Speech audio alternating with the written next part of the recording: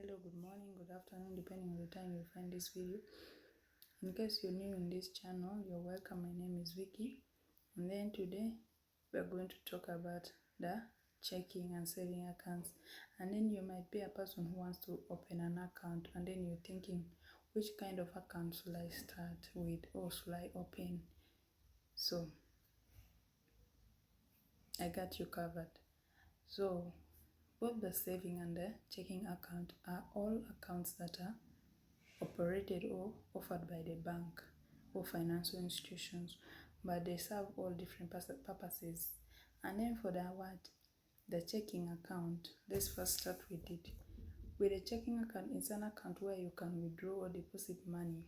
And then the primary benefit of the checking account is to provide you access to your money for your daily expenses. It helps you cover your daily expenses like the rent,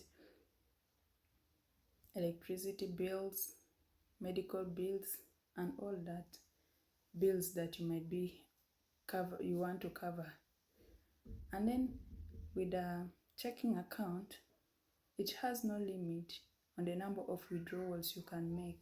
There's no restriction onto how much you want to withdraw, but it has a minimum fee or minimum balance requirement that is supposed to be in the account. So you might be wondering, if I have this account, how will I make maybe transfers, withdrawals, and all that? How will you access your account? You can access your account using the checks, the ATM, and all that the electronic transfers. You can even deposit your money directly to the account, or you can even deposit using your electronic transfer methods. And then with the checking accounts, they offer low or no interest rate. Now let's first talk about the saving account.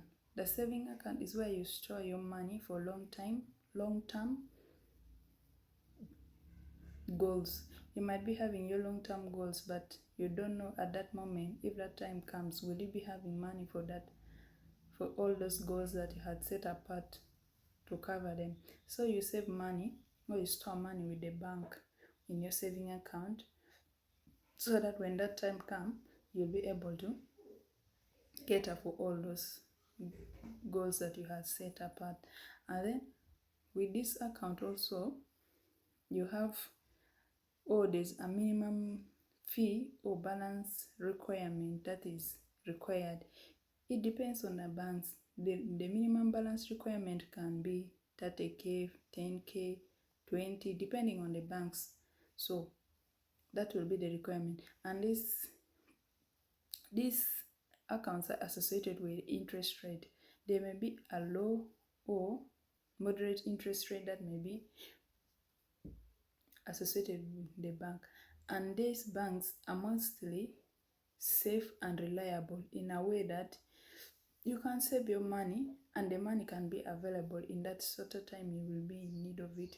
Yeah, whenever you've saved your money and you'll be in need of withdrawing that money at that point, you'll be able to withdraw it. But with it has some restrictions on the number of withdrawals you'll make in a month, in a day, and all that. So that means both these accounts, like the saving and the checking account, they are all safe, and they are insured by the government. Now let me say you've been depositing your money in both these two accounts, maybe the saving or the checking account. All your money, all the funds that you've deposited with the bank, they are safe. They are secured by the government to a certain amount. So in case the bank fails, or in case of failure of the bank, in case the bank collapses, you will be able to be catered for. Let me say, they can mean to set a standard, or they can mean to protect their depositors' amount up to this particular extent of maybe 1 million, 10 million. It will depend on what the government will set in place.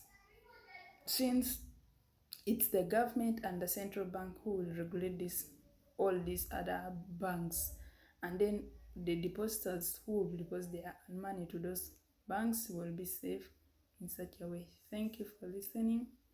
See you next time. I want you to like, comment, subscribe, and turn on the notification bell in case of any information that will be dropped in this channel you won't miss out. Bye bye.